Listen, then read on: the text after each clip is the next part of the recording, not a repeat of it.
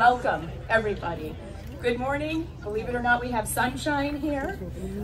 For those of you I have not yet met, my name is Becky Bollier. I am the director here at the Florence Griswold Museum. It is an absolute pleasure to be welcoming you here to celebrate a truly pivotal moment in the life of the Florence Griswold Museum. We all know that this landscape is like no other place on Earth. Not only is the glory of Mother Nature fully on display with that slant of light, perfect for painting, but the very ground under our feet is positively teeming with history and stories to be told. Today, this landscape is finally and deservedly taking center stage. The Robert F. Schummann Artist Trail honors and recaptures the original DNA of this historic site and the untamed natural beauty that first drew the Lime Impressionists here in the first place. It now fully weaves together the threads of art, history, and landscape in a beautifully cohesive way that we believe will transform your visitor experience here.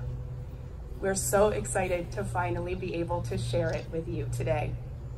But before we hit the trail, which we're all so eager to do, it's important for us to recognize just how we got to this place. All of this began with some very big dreams that were years in the making. As you know, former museum director Jeff Anderson, who is here with us today, served the museum for over 40 years. And during all those years, he never gave up on a pursuit that at times must have seemed unreachable. It was his goal to reclaim all the disparate pieces of Miss Florence's estate that were sold after her passing and to restore to its entirety this treasured American landscape.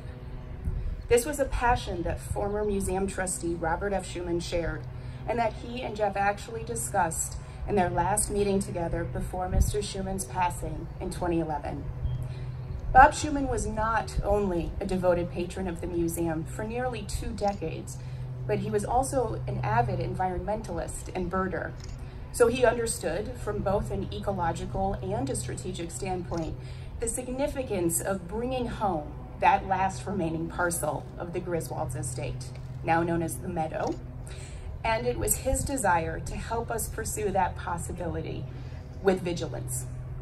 It took years of negotiating, but when that last puzzle piece locked into place in 2016, Jeff, our trustees, our hardworking Buildings and Grounds Committee, and our larger community had before them a once-in-a-generation opportunity. Now they could begin to completely reimagine how this entire landscape could be reinterpreted and enlivened for a whole new generation of visitors. The best of the best was hired to help us do just that. Specifically, Stephen Stimson Associates, landscape architects out of Massachusetts. Quite simply, they took our vision and they gave it legs. With their unbelievable expertise as one of the nation's leading landscape architecture firms, they helped us create and implement a master landscape plan that's carried us all the way to this important day. Lauren Stimson, along with Stephen Stimson and project manager Sarah Lawrence, are with us today, and we cannot thank them enough for all that they have done. Could I have a round of applause, please, for the assistants? Who are nicely shaded under a tree and trying to be inconspicuous, but they're right over there if you want to say thank you. In their research, they pored over archival photos and paintings from our collection, which so often showed the Lime artists retreating with their palettes and portable studios into the estate's riverfront, woodland thickets, and forgotten corners. The Stimsons helped us to envision how we could lead visitors through these edges to immerse themselves in the colony's history, all the while enriching the site's habitat for birds and for wildlife, and vastly improving the ecological function and health of these grounds. The firm's work here has been transformative, and we are so grateful. Thank you. In my work with the Stimsons, we were able to bring aboard Mountain View Landscape out of Chicopee, Massachusetts. This landscape team, led by the indispensable John Cornell and John Milos, has been working tirelessly, including right through the weekend, to plant and install and bring to vibrant life what we now call the Robert F. Schumann Artist Trail. Now, these individuals have already been called on another assignment, if you can believe it, but we just want to thank them in absentia for all of the hard work that they contributed to making this possible. This trail is so named because all of this would have just been a collection of hopes and dreams if not for the Robert F. Schumann Foundation's staggering generosity and vision. We are forever grateful to the Schumann family for taking up the mantle of their father's love for the natural world and for this place and granting the museum with a major gift to make this visionary project possible. We are thrilled that we have Mr. Schumann's sons, David and Ford, here today, along with Foundation representatives Tim Crowley, David Osborne, and Ben Perry of Wells Fargo Bank. We would like to believe that Mr. Schumann would be so pleased with what you have made possible here, and with the overall family's commitment to carry on his legacy. On that note, I'm happy to give the floor to David Schumann, who would like to share a few words on behalf of the Robert F. Schumann Foundation.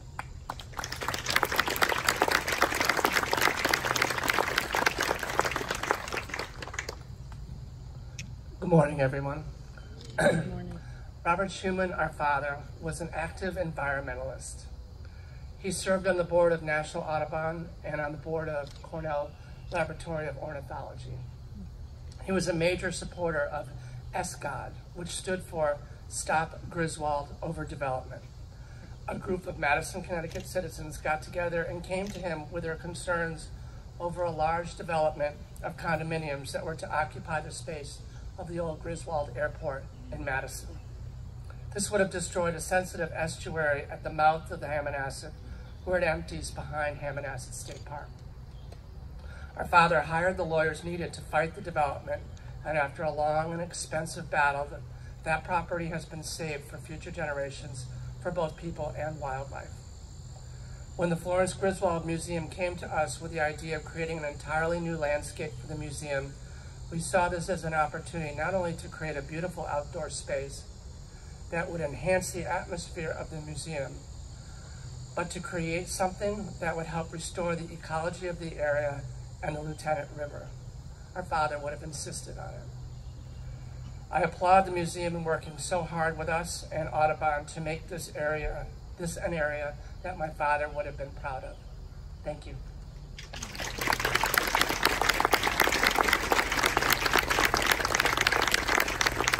Thanks, David, for those kind words. Having your family's support has been invaluable and necessary to this project, and we can't thank you enough. We are also most fortunate to share a fantastic working relationship with the town of Old Lyme. I'm delighted to introduce our wonderful First Selectwoman, Bonnie Ream-Snyder. Well, thank you, Rebecca, for inviting me to the party, but I do feel like I'm cheating a little bit. I get to come and see the final product and don't have to do any of the hard work, which seems a little unfair.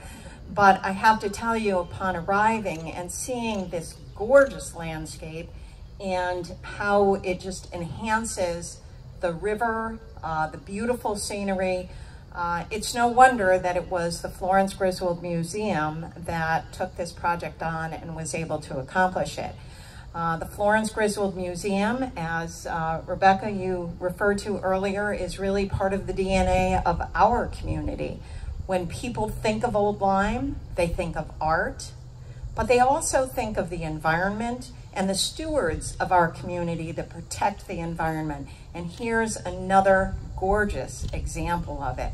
And I really believe that if Miss Florence were here today, she'd be walking down to the river, sitting amongst the trees and taking a deep breath of fresh air and saying thank you to everybody that worked so hard on this. And that's what the town of Old Lyme says. Thank you to all of you who support our stewardship and the Florence Griswold Museum. Thank you.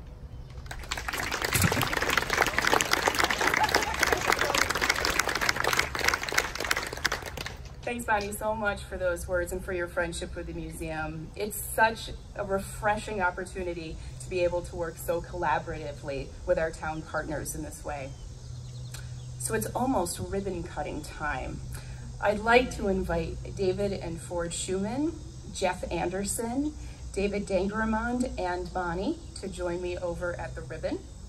As they assemble, so please head on over, I'd like to share what we're going to do next.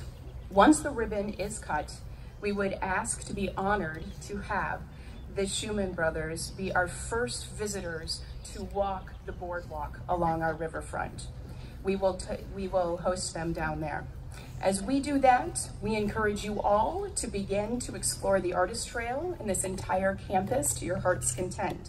The Kriebel Gallery in the Griswold House will be open until 1 o'clock, so you can check out our incredible Fragile Earth exhibition, which also honors our natural world and on our gallery walls. And just one last thing before we cut this banner in two, I have to point out how adorable it is. Preschoolers at the Old Lyme Children's Learning Center made this just for us, with help from volunteers at the Old Lyme Senior Center and Vista Life Innovations. Most notably, our intern Sam Stark also contributed. Thanks, Sam. Thanks, you all. And while I'm on the topic of last thank yous, I wish to thank the student musicians from Old Lyme's Music Now Foundation for filling the air with music today. What a fabulous, multi-generational, cross-community effort this morning has been, just as this trail will be for years to come. Now on to the reason that we are all here. You mungo scissors. We have real scissors in addition, but it's just too fun to resist, right? All right, please go ahead. It is my great privilege to announce on this day, July 22nd, 2019, officially open the Robert F. Schumann Artist Trail.